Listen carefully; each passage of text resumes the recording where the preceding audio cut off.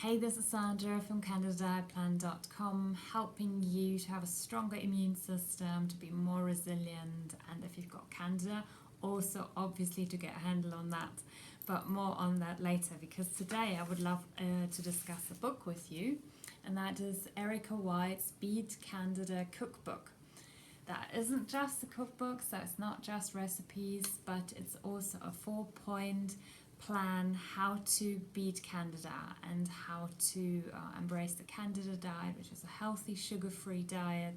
And it's helped me enormously. When I was very, very ill, I had a skin condition, I had eczema, my whole system was overwhelmed, my liver was overburdened, so I felt constantly fatigued and had one infection after the other, and it was quite really a tough time. But this book helped me a lot, because you might know that the Candida is very strict, so you're only allowed meat and vegetables and things like that, so no carbs, no fruit, no cheese, all the good stuff, no alcohol obviously.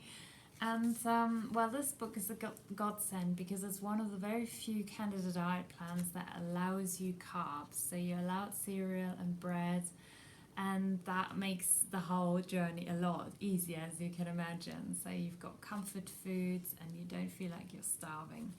That's a huge pro. But I want to go through this in chronological order. The book begins by explaining what Candida actually is. So if I just tell you a few of the conditions for those people who don't actually haven't heard of Candida, it's basically a yeast infection, and you can have it all throughout your body.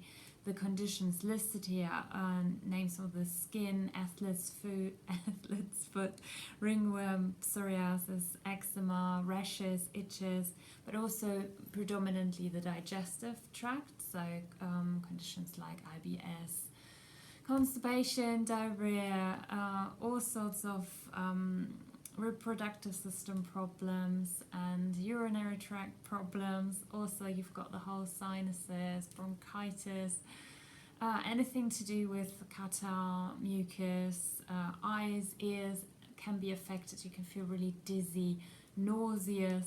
You can have circulatory problems, even right down to that your brain and nervous system are affected, that you feel very, your thinking is fuzzy, and you really have, they call it brain fog, where you can't focus, you can't memorize anything, you can't even make decisions, you're really impaired. And the poor people who lay in bed all day and they're absolutely ill and can't do anything, and they're not getting the help they need, because doctors don't really find the symptoms, because like I've listed here, they are such a variety. It can really mimic other diseases, but this yeast infection, which is nothing else than just a healthy yeast that occurs in your body anyway, because I don't know if you're aware of it, but you've got 4 pounds, that's 8 huge bags of sugar or wholemeal flour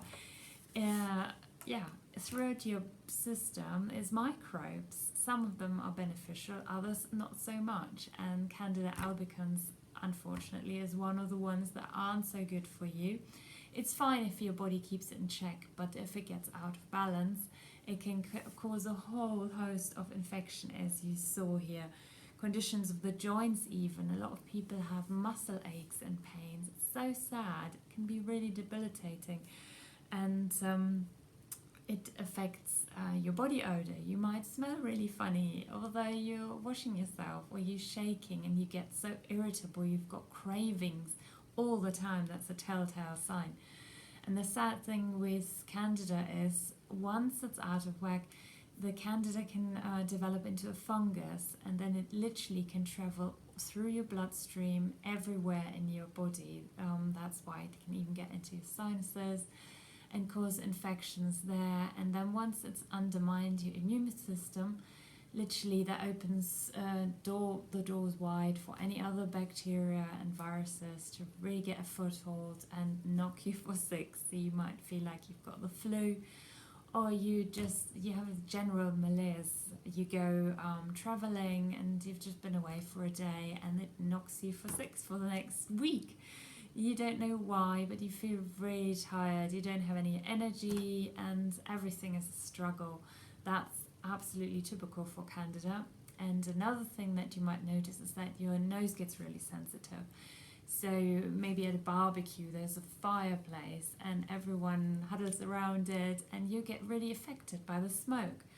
Or somebody smoking near you, you can't take it. So you get into a shop with new carpets and you smell the solvent or whatever it is that they use in the carpet. And or any kind of artificial smell, even perfume, can really irritate you, or gas in the house. So it is really, really tough with this condition, especially once it's become systemic, which it was in my case. So I had it everywhere in my body and my immune system was shut down. And in this book, which I found so soothing for the soul, the author actually had the same condition. So she really talked from the heart, and it was so profound for her. Her healing really inspired her to go out again and become a doctor. She really learned the craft and became a naturopath and nutritionist, I believe, as well. So that's fantastic and inspired me greatly, because she talks really from a very honest, authentic perspective. Just like a friend. She tells it to you straight, and I appreciated that. So I found that really, really good and interesting. She's got her whole story here, how she became ill, what exactly was wrong with her, how it affected her, and how she turned this around. And because she, like me, pieced everything together step by step herself, because she couldn't find doctors to help her. What can I say? Even to this day, it's often the case. You might have experienced that yourself, that you've gone to a doctor and maybe have not got the diagnosis that really helped you get to the bottom of what's going on with you. But there are resources out there like this book, which even for people without Candida can be very, very helpful, because it teaches you how to transition your diet to a healthy, nourishing diet that gives you all the nutrients you need for a strong immune system. So in this book, what I also loved, I'm forgetting my notes here, but you got the gist. I also wanted to mention the causes of Candida, and they are predominantly that you've taken antibiotics, or for ladies, they might have taken the pill for many, many years for strong period pains, or any other type of hormone replacement therapy, or even if you're pregnant, anything that impacts the hormones puts fire onto Candida's, whatever, you get the gist. And any other medication, even down to painkillers. Steroids is a typical one, whether it's prescribed for a skin condition, acne, or some of these asthma sprays. They're also so bad for you. They really kill all the good bacteria, and then your immune system can't handle the overload of destructive yeast in your system. So you might just get a white skin rash, or in your mouth, even esophagus, anything can be affected, and painful, blistering, or just have this nasty white rash. You might also discover, once you feel really weak and fatigued, that condition happens that's called chronic fatigue, CFS syndrome. I struggled with that quite badly last year. Once I got over all the Candida symptoms and I had that under control, just my body was so wiped out from this constant fight in the immune system. And so it is a gradual process, the recovery, but it can be done. So I want to encourage you, wherever you are on your healing journey, you will get better. So chin up, you got this. You might be wondering what kind of tests you can do. And I did like what the author in the book said here, and she said there are a few tests out there, from urine tests, stool samples, right down to parasite tests, and then what else is mentioned here, a blood test. But she said that they often the best one is perhaps the urine test, because at least it tells you about byproducts from the candida. So when the yeast gets broken down, there are toxins in your bloodstream. They could find that in the urine, but other than that, they're all just really expensive, and they just give you a snapshot. For instance, in your gut, when you've got an infection there, it can only detect anything that's in your stool, but mostly the microbes live in your gut wall, so in the actual membranes. So yeah, or if it has traveled through your bloodstream and it's somewhere in your lungs or sinuses, it won't be detected in the stool sample, of course. So take whatever you find out from the doctor with a pinch of salt. So there are false positive tests and false negatives.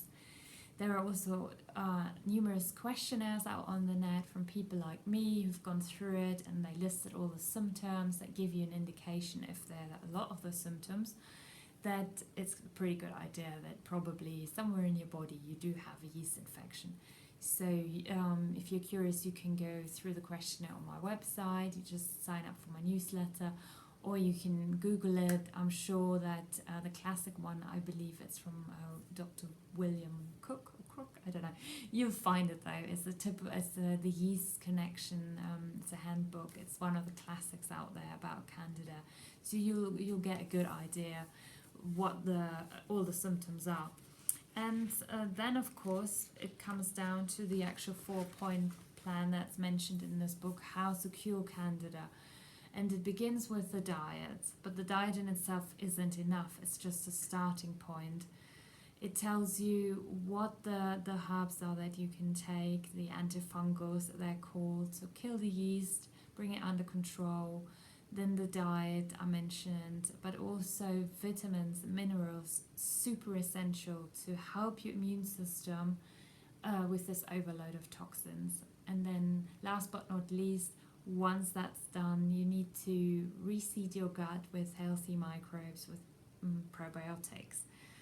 That's it really. It sounds very simple, but the author went through great lengths to outline her own program, so right down to what you're taking, when, what dosages, and what the complications might be as well, because once you're so ill, there are a lot of things that can go wrong. I mentioned a few things already, a virus. Then you can have heavy metal poisoning, which I really liked in this book. It gives you hints where that might have been from. I wasn't quite so aware of it. For instance, the amalgam fillings in your teeth, they give off mercury. And then also from fish, if you're eating a lot of cheap tinned fish, there's a lot of, not just in the tin, but obviously in the sea, there's more and more toxicity as well. Then you've got other poisonous metals from aluminium, those frying pans, those Teflon ones, and a whole host of other things. You can feel really depressed and develop allergies to the byproducts in the Candida once it gets broken down. That's called the die-of-Herxheimer reaction. So you can feel really rotten, as if you've got the flu, particularly when you start the diet or you start taking the supplements. And then you really have to support your liver through this process that helps you get back on track and feel normal again. But it's a bit of a testing ground. You have to find the right dosage, but you can just take vitamin C, the high dosage, just to tolerance level. It just makes you go to the toilet, but better out than in is what I say. So that's helpful. And then you have to balance your sugar, blood sugar levels as well, because if it fluctuates a lot, then you get these insane cravings, and you can take something for that as well, which the author mentions, which I was really grateful for those tips in the book. What I also liked was that she tells you exactly how to wean yourself off this particular diet so that you can start eating normal again. That's very, very handy, because a lot of those Candida diets online, they give you a few recipes and then they leave you alone. So you never actually self-sufficient. You're always stuck in this rut of dieting and then yo-yoing, going back to old eating habits and getting ill again. So this is brilliant in the book because it really shows you step by step, first of all, how you can detect food intolerances, because often we're allergic to foods without even realizing. For instance, people who tend to have a lot of fat around their middle, so a lot of belly fat, that can be a sign that you've got an undetected food intolerance. So your body's trying to retain fluids to keep you safe, to encapsulate those toxins and the extra weight. And once you don't eat those foods anymore, you automatically lose that weight. So I think that's quite interesting, because so many people are not aware of it. They just say, well, I'm not eating anything, I don't understand why I'm not thinner. So it doesn't always mean that you eat something and you come up with a bright skin rash or you feel like you have to puke as a sign that it doesn't agree with you. It might be a lot more subtle and just show itself in extra weight gain. Yeah, so what else did I like about the book? I really, really liked a lot of the recipes. Obviously, there's a huge variety in the book, so you're really not used to that. The diet in itself is so limited and basic. And when you see this book, there's this whole section. Actually, I can show you. It's like more than half the pages, all recipes, hundreds and hundreds of recipes. And that gives you peace of mind. You think, oh my God, I don't have to starve, so that's great. And like I said, it actually taught me to cook, because before I got ill, I was a typical student living off spaghetti and ice cream or alcohol, and yeah, not such a healthy diet. And this book really got me experimenting.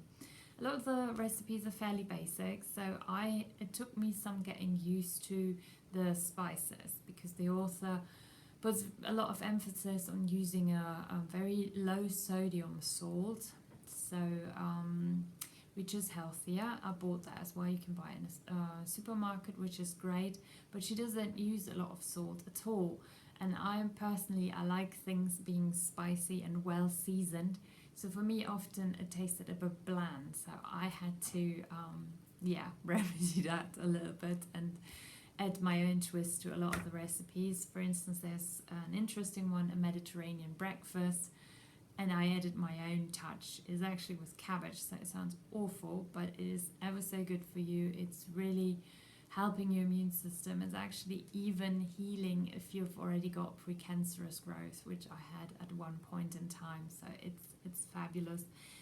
And then has got a fantastic yogurt soda bread recipe. So I learned to bake my own bread based on this recipe, and I tweaked it and made it my own, and that's been a godsend. I've been making tons and tons of my own bread and really enjoying the warm bread smell in the house. Then there were some carrot and cheesecake recipes. Again, not quite the traditional lovely flavor you're used to, but still it gives you something that resembles some cake, and whether it be a Christmas or some birthday, you can take that with you and you have something to nibble on, so you don't just have to feel like you're missing out all the time. So that's really good. Lots of inspiration for different types of quiche and pastry, so I thought that was brilliant. Some pizza, and they allow you to eat dairy, so small amounts of cottage cheese and yogurt, which also makes it all a lot easier. And since they explain exactly how you can detect what food allergies you might have and how you can reverse those, there is really peace of mind to eat a bit of spelt, in my case, which has got gluten in it, or some dairy, which is not allowed in most Candida diets because people panic when they see those ingredients. But I found that very beneficial to slowly introduce those foods again, to get my body used to them, so that helped me over my food intolerances. And afterwards I was fine. I could eat pretty much anything. What I didn't like so much about the book was that she uses a lot of whole wheat, which I personally don't believe is a good idea for people with Candida, because it's a very sticky glutinous substance, and anything sticky that lingers a lot in your gut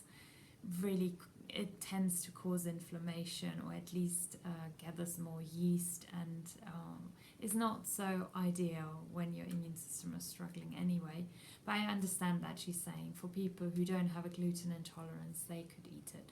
But I did a lot better on this diet by cutting gluten out for most of the time, and then just eating select whole grains like millet, spelt, or quinoa. So that was good. I also didn't like that she's using soy milk and tofu, which I believe aren't so healthy if they're not fermented. But again, that is individual preference, and there's such small things that I didn't get on with. This book, I should probably mention, has got no photos. It's very, very simple, very old school, but I didn't mind it. I thought it was okay because the content is good, the quality, and especially all the helpful instructions in the beginning chapters are worth their weight in gold in my eyes. But for people who like their tempting, amazing food photos, they'd be missing out in this book. What else? Yeah, a few things that I got introduced to that I didn't know beforehand, like carob as alternative to chocolate, although the real chocolate fiends that wouldn't accept it as a alternative. Then there was an interesting chapter about coffee being a stimulant, how it can encourage yeast growth by the sheer fact that it stimulates your adrenals, and they in turn pump out stress hormones, and your body is mobilizing you to the fight and flight action, and they need some sugar for that, some energy, and so there is blood sugar available in your bloodstream, and thereby it can feed Candida, because Candida can feed on any type of carb and sugar. So stress is a real killer here, and unfortunately coffee too. So for all those people who really love their coffee and tea, not a good idea on this diet, and you'll feel so much better if you switch to herbal tea or ginger root tea. But that's another chapter. Yeah, so those are the main points I found noteworthy in this book. I'll show it to you again. It's Erica White's Beat Candida Cookbook. And like I said, one of the very first nutrition books I read, one of the first Candida diet books, that had a big impression on me. And yeah, the big key points are you won't go hungry, and you have a variety of foods to try and maybe tweak, make them your own. But on the flip side, there is a meal plan which is helpful as well. But there is loads of food in there, and I mean loads of food. So you won't starve, but at the same time, you might run the risk of putting weight on, which I did. And if you eat too many carbs, as they are suggested in this book, I personally believe you do get a flare-up, a relapse of Candida, which also happened to me. So again, you have to take it with a pinch of salt and common sense, and yeah, just use it in moderation is my advice to you. If you follow this, then maybe also introduce some more paleo or some stricter foods as well. Don't just go overboard with cereals and bread, otherwise you might be ill for a little bit longer. But that aside, this book is awesome, and yeah, there's not really anything else I can say about it. I'm raving about it, and I'll hope to hear from you. Maybe you've read any books that are interesting nutrition-wise, Candida diet-wise. Leave any comments, suggestions, or questions here underneath the video. I'll go back and answer them. And yeah, great to check in with you. Talk to you soon. Bye-bye.